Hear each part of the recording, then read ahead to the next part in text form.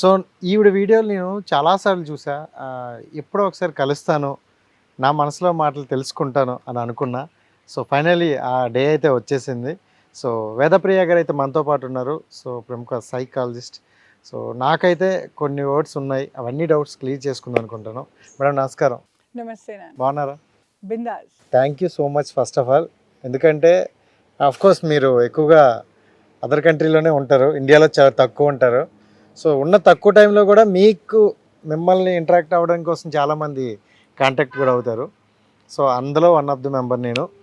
Thank you so much time ఇచ్చినందుకు. Thank you too. Thank you. So అంటే మీ words నాకు చాలా ఇష్టం మేడం. ఎందుకంటే మీరు ఎప్పుడు ఏదో చెప్పాలి కదా, ఫేమ్ కోసం చెప్పాలి కదా అనేటట్లు కాకుండా సో హార్ట్ నుండి వస్తాయి అనమాట.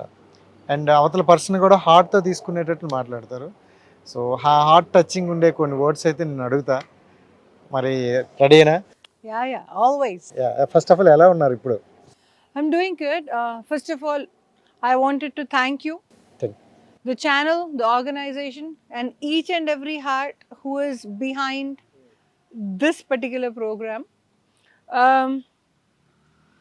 ఇలా జరిగింది అట అని కొందరు అంటారు, అలానే జరిగిందిలే అని ఇంకొందరు అనుకుని ముందుకు వెళ్ళిపోతారు.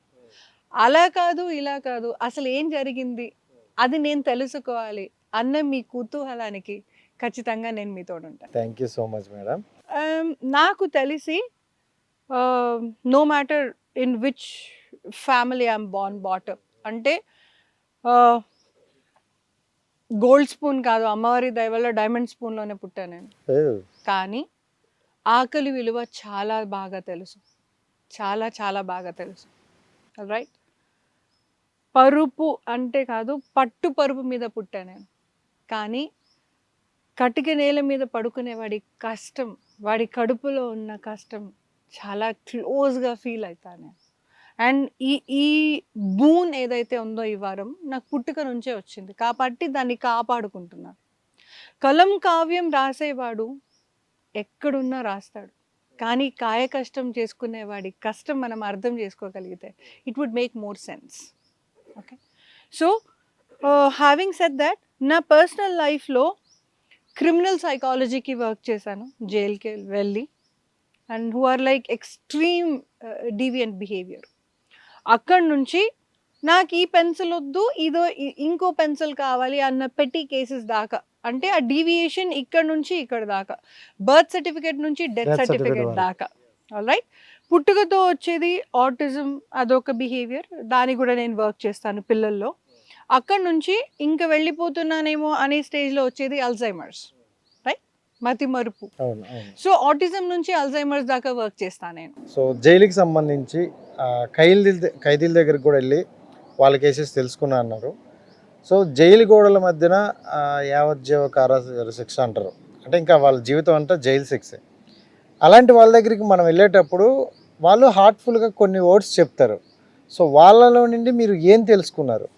See, the point is, my question, అంటే నా పర్సనల్ క్వశ్చన్, నేను అక్కడ వెళ్ళి ఏం తెలుసుకోవాలి, ఆర్ నేను అక్కడికి వెళ్ళినందుకు నేను దాంతో ఏం ఫేమ్ గెయిన్ చేయాలి, is not my ball at all. My question was, better మీకు మీ మామ్ డాడ్ మీ ఫేవరెట్ పెంచినారు, పెద్ద చేసినారు, రైట్?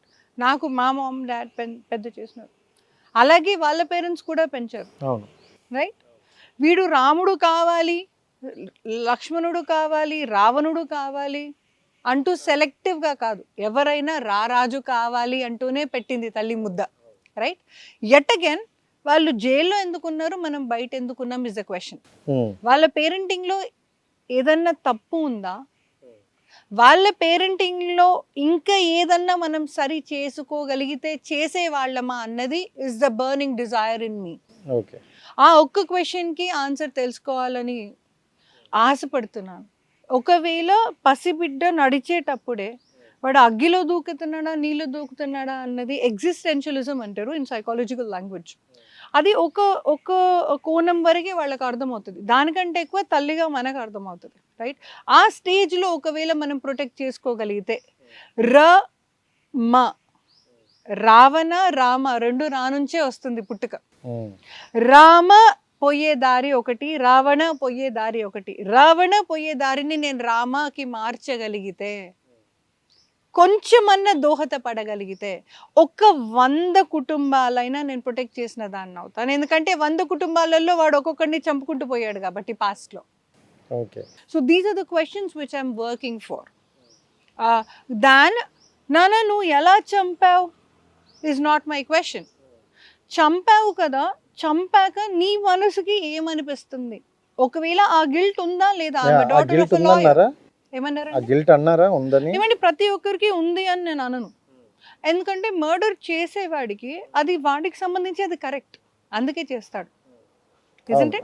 అది కక్ష పెట్టుకొని కావచ్చు, or in any other matter for that. So in any other way for that matter, నా పరంగా ఇది correct.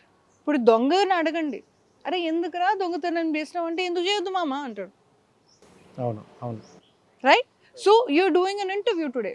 For you this behaviour is correct, for an other person it might not be correct. అంటే మీరు ఎంతమందిని కలిసారు అందులో, అంటే జైల్లో? ఇంత అంత అని లేదండి. అండ్ ఇంకొకటి, డబ్బులు కట్టి వచ్చిన వాడు నా క్లయింట్ అన్నది నాకు ఎప్పుడు తెలియని విద్య. నేను నడుస్తూ పోతున్నాను, రోడ్ మీద ఎవరు ఉన్నారు, కామ్గా క్వైట్గా కూర్చున్నారు, నేను పక్కన కూర్చొని మాట్లాడడం మొదలు పెట్టేస్తాను. I don't need a session, I don't need money, I don't need a channel, I don't need anything. అది అవసరం లేదు, ఎందుకంటే మీరు ఆల్రెడీ ఇంట్రోలోనే చెప్పేశారు. సో పూల పానుపు మీద ఉండే చూశాను సుఖాన్ని, కటిక పొయ్యి మీద ఉండే కష్టాలను కూడా చూశానని. ఆ రెండో చూసే వాళ్ళకి డబ్బు అనేది పెద్ద మ్యాటర్ ఏం కాదు. అండ్ దాని ఎక్కువ మీద డిస్రెస్పెక్ట్ ఉందని కాదు, లక్ష్మీదేవి మీద అవసరం అది కంటే ఉంటది. ఎక్కువనే ఉంది, కానీ ఆకలి మీద ఎక్కువ రెస్పెక్ట్ ఉంది. యా. అండ్ అందులో అంతమందిని చూశారు కదా, ఎక్కువ కేసెస్ దేని మీద వచ్చాయి అనుకుంటారు? ఐఎమ్ థింకింగ్ అపోహతోని ఎక్కువ, ఇన్ఫీరియారిటీ మీద ఎక్కువ. అంటే నాన్న ప్రతి ఒక్క స్టేజ్లో ఒక టైప్ ఆఫ్ కష్టం వస్తుంది, రైట్? నేను ఇంకొకరు ఇంట్లో పెరిగాను అనుకోండి, అంటే పిన్ని కావచ్చు, పెద్దమ్మ కావచ్చు, ఆ పెంపకం వేరు, తల్లి దగ్గర ఉన్న పెంపకం వేరు, అమ్మమ్మ దగ్గర ఉన్న పెంపకం వేరు, మేనమామ దగ్గర ఉన్న పెంపకం వేరు, ఆ నమ్మకం వేరు, ఆ నమ్మకానికి వచ్చిన ఆధారం వేరు, ఆ ఆధారానికి వచ్చిన బిహేవియర్ వేరు. So these are the main points which you have to observe. మీరు ఏ క్వశ్చన్ వచ్చినా I have to give you a big wide answer. Because మనం ఓన్లీ మీ రూపానికి తగ్గట్టుగా మిమ్మల్ని ఇష్టపడడం నాకు తెలియని కళ.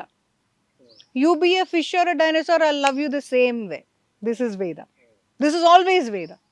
మీకు డబ్బు ఉందా లేదా కాదు, అసలు మీరు మనిషా కాదా తెలియకుండానే ఇంతే లవ్ చేస్తాం మిమ్మల్ని. ఈ గట్స్ ఉండగలగాలి. ఆ గట్స్ ఉన్నప్పుడే you can listen to them. పైసలు కట్టిండు కదా అని వాడి మీద ఎక్కువ ఇంట్రెస్ట్ ఉండి వినడం, పైసలు వీడు ఎనీవే ఇవ్వలేడు కదా అని విన్నట్టుగా చేయడం, ఈ స్టేజ్లో నేను ఉంటే మీ కష్టం నాకు అర్థం కాదు.